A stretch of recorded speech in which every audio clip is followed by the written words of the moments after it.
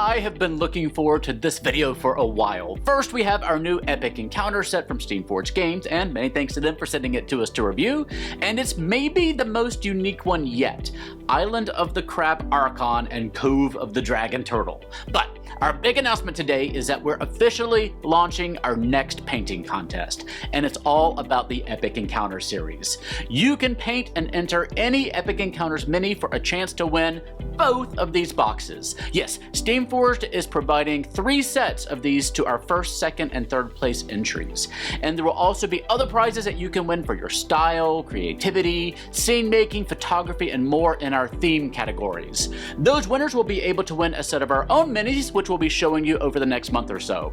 The contest will run from now until January 31st. We also have a great panel of judges this year, including the winner from the last painting contest, Armando, who kindly hangs out in our Discord channel helping new painters, and Steamforge's own mini maker extraordinaire, Russ Charles. And me, I'll be a judge too. Go read all the details at gallantgoblin.com/painting-contests. And don't forget, you'll need to take a pic of yourself with your unpainted mini before you get started. I'm really excited to see what you all come up with this time, and hey, maybe this is an excuse to either get yourself a box of Epic Encounters for the holidays or finally paint up the set you already have. But for today, let's put our little bibs on and grab our tiny little forks and visit the Island of the Crab Archon.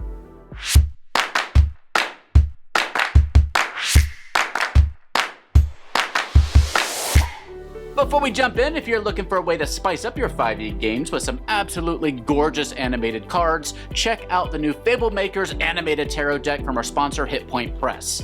This is a full deck of tarot cards and can be used as such if you enjoy tarot, but it can also be brought into your 5e games with their Fablemaker's guidebook, which helps you use the cards to generate NPCs, tell stories, determine backgrounds and actions, and so much more. We'll have a full video about it soon, but it makes a magical gift for the holidays. Check it out using our link below the video or just visit animatedtarot.com. Inside our Epic Encounters box, we find our usual adventure book, advert, and double-sided map, and of course the mini set. This time we have 21 minis in 7 unique sculpts. Let's start off with a closer look at the minis. Doing our grunt work for this set is the Scuttler crab, an unaligned beast which can grab threats with its 2 pincers and hold them in a grapple.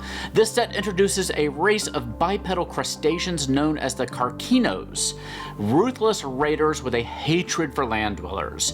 And these CR-1/8 Scuttler crabs are their guard crabs, and they use a slightly modified giant crab stat block.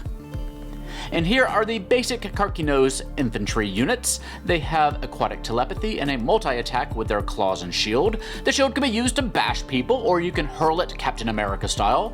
And naturally, they also have dark vision. I believe the Karkinos stat blocks are unique, including the CR-1/1 here.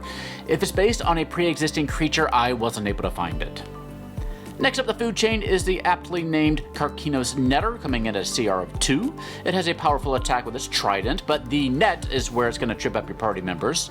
First, it attacks with it at advantage. It doesn't do any damage on its own, but it does restrain foes, and that grants attacks against that foe advantage. And any strikes the restrained foe may try to dish out are done with disadvantage. So a couple of these, grouped up with some other fighters, can really ruin somebody's day. The tank of the Karkinos party is the Stalwart, coming in at a CR of 3. It obviously has a high AC and high hit points, but it can also pull inside its shell as long as it doesn't move, and it gains an extra 2 to its already tough AC. But when it is ready to move, it can charge and knock people 10 feet back. Timed well, you can knock those pesky adventurers into the water where the sharks will get them. The elite Karkinos Kingsguard come in at a CR of 8, and these guys are quick. They have evasion, they always get to go first in the initiative order, and they deal extra damage on their first turn. They can also dish out the pain with their 3 times per turn claw attacks. As you might imagine, the Kingsguard keep the Archon pretty well protected. The mid-boss of the scenario is the Oracle with a CR of 6. She has a pretty formidable list of wizard spells, including Cone of Cold, Greater Invisibility, Water Sphere, Counterspell, Fly, and Lightning Bolt. She also has a pet giant eel named Earl. Not really, that's just what I would name a giant eel, who guards her from attacks, meaning that all attacks against her are made with disadvantage. Sorry, rogues. And here is the Karkinos Archon himself, weighing in at a CR of 12. Well armored, well statted, and well protected by his Kingsguard, he is not going to be easy to bring down. His bone sword can dish out the damage, and when he's brought below half health, he enters a frenzy which behaves like a barbarian's rage. Against a balanced party, you're going to need a good strategy to bring him down.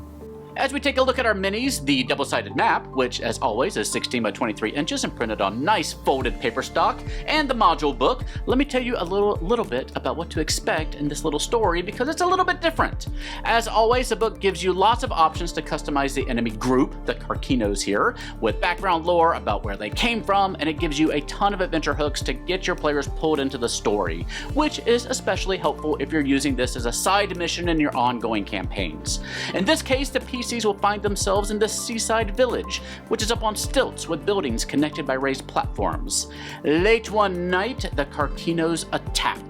One thing that I immediately noticed about this adventure is just how many fun, random environmental factors there are. Just in this village, the first time a PC walks onto a particular platform, one of 10 things can happen.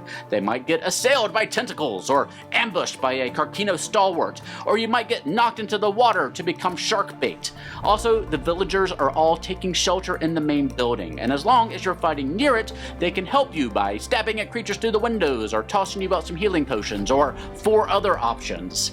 Plus, each of these huts contains random stashes of items. There are even more random effects that can happen on the other side of the map, because after the village fight is over, it is time to take the fight back to the island of the Crab Archon himself to ensure an attack on the village never happens again. On the island, you'll have to deal with strong winds, magical and vengeful menhirs, the Oracle in her oracular pool, and the powerful Archon himself, who has a magical bond with the island, granting him even more protection. This set has a combo of features that I really like. Those random effect rolling tables are going to make the adventure unpredictable, which is great if you like to take your epic encounter boxes out to gaming meetups like I do to introduce folks to D&D. It makes every playthrough a little bit different. It does make your job as a DM a little bit more difficult yourself, though, as you have to keep up with it all, but I think you can handle it. This set has also more minis than usual, and they're pretty cool looking. And finally, this set just feels fresh. We're not on well-trodden territory here. This isn't goblins or kobolds or undead. We've got a group that's, I believe, more or less unique to the epic encounter boxes in 5e, correct me if I'm wrong. There are crab folk that have been sort of officially added to 5e a little bit, barely. I doubt your adventurers have faced mini crab folk before though. Now, that does make it a little bit harder to reuse these minis for future encounters, and the maps too might be a little harder to reuse. Also, we've gotten a lot of really dark maps lately. My older eyes wouldn't mind some more brightly lit ones. So this may be a little bit of a trade-off for folks. If you like to get as much mileage out of these sets as you can by getting more generic minis like goblins and kobolds, then this set may not be right up your alley, but it does have one of the most fun adventures I've seen yet, at least in terms of encounter design. I think this is a really fun one to use as a one-off for folks who want to test out new combat builds, and it can make for a fun side quest for your ongoing campaigns. And of course, it leads into Cove of the Dragon Turtle, which we'll talk about next time.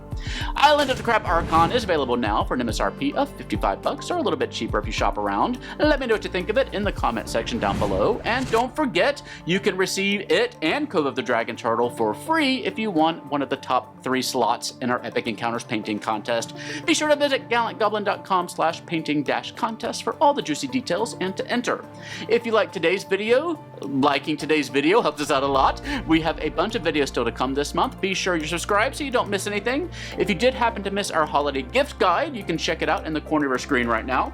And until next time, please stay safe, have fun, love each other, and I will see you next time at the Gallant Goblin.